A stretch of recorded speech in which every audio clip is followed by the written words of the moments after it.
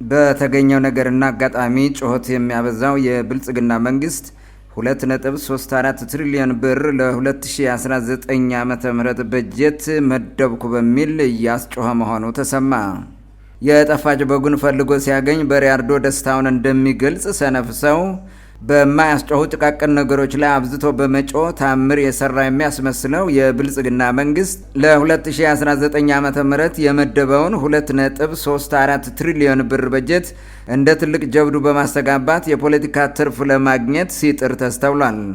የኢትዮጵያ ችግር የበጀት እጥረት ወይንም የሀብት ማነስ ሳይሆን አገሪቱ ያላትን የገንዘብና ሌሎች ጸጋዎችን በአግባቡ ጥቅም ላይ ማዋል የሚያስችሉ የፖለቲካና የምጣኔ ሀብት ስነ ምህዳሮች አለመኖር ነው የሚሉ የዘርፉ ባለሙያዎች በአይኤምኤፍ የገንዘብ ብድር ምክንያት በከፍተኛ ደረጃ የጋሸበን ገንዘብ በገፍ በጀት አድርጎ ስለመደበ አንዳች የህዝብ ኑሮ አይለውጥም ብለዋል። በጉዳዩ ላይ አስተያየት የሚሰጡ ባለሙያዎች በበኩላቸው መንግስት ለአዲሱ ዓመት በመደበው 2.34 ትሪሊዮን ብርና በተገባደደው ዓመት ተመድቦ በነበረው 1.93 ትሪሊዮን ብር በጀት መካከል በግርድፉ ስንመለከተው የ410 ቢሊዮን ብር ጭማሪ ያለው ቢመስልም በተግባር ግን የአዲሱ ዓመት በጀት ያን ያክል ጭማሪ የለውም ብለዋል።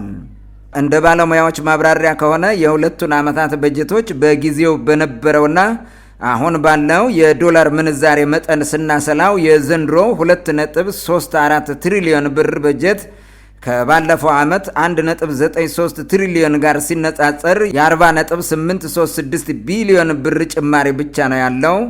410 ቢሊዮን ብር ተጨማሪ በጀት መደብን የሚለው ተራውን ህዝብ ለማጭበርበር የሚደረግ የተለመደ የብልጽግናው መንግስት ፖለቲካዊ ቁማር ነው ተብሏል።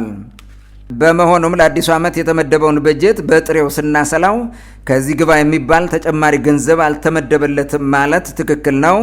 ምክንያቱም መንግስት የዛሬ ዓመት 1.93 ትሪሊዮን ብር በጀት ሲመድብ በወቅቱ አንድ የአሜሪካ ዶላር በ133 ብር ሲገዛ የነበረ ሲሆን የዘንድሮ 2.34 ትሪሊዮን ብር በጀት በተመደበበት በዛሬው ዕለት የመንግስት ባንኮች 1 ዶላርን በ158 ብር ከ50 ሳንቲም ሲገዙ ብለዋል። ይህን ፈጦ የሚታይን እውነታ ማንኛውም ከዶላር ጋር የሚገናኝ ኢትዮጵያዊ በሚገባ የሚያውቀው ሆኖ እያለ የተጋነነ በጀት መደብን በሚል ሞቅታ መፍጠር መንግስት በተግባር እየሰራ ሳይሆን ህዝብን እያታለለ በስልጣን ላይ መቀመጡን ያመላክታል ሲሉ በርካቶች ተችተዋል። አንዳንድ ወገኖች ደግሞ የተመደበው በጀት የፈለገውን ያክል ቢቆለል መንግስት ሙስናን መቆጣጠር ካልቻለ ለሙሰኞች ዓመታዊ የኪስ ገንዘብ እንደመመደብ ነው በሚል ጉዳዩን ከተቹ በኋላ በቅርቡ እንኳን የመንግስት ባለስልጣናት ከቀጣፊ ዜጎች ጋር በመተባበር ከ98 ቢሊዮን ብር በላይ መዝረፋቸውን እንደማሳያ ጠቅሰዋል። በእርስ በርስ ጦርነት እየተባላች ባለች ኢትዮጵያ የቱንም ያክል ትልቅ በጀት ቢመደብ ለዜጎች ይህ ነው የሚባል ትርጉም ያለው የህይወት ለውጥ ማምጣት አይችልም ሲሉ በርካቶች ይተቻሉ።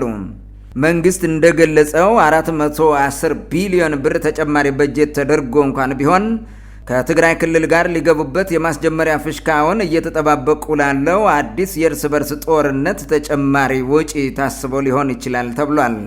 የብልጽግናው መንግስት ትርጉም ያለውና የአብዛኛውን ኢትዮጵያ ህይወት የሚቀይር ልማት ላያመጣ ከፍተኛ በጀት መደብኩ በሚል ከማስጮህ ይልቅ በሀገሪቱ የተንሰራፋውን ግጭት፣ የእርስ በርስ ጦርነትና የዜጎች ደንታቢስ ግድያ ያስቁምልን በሚል ተጠይቋል።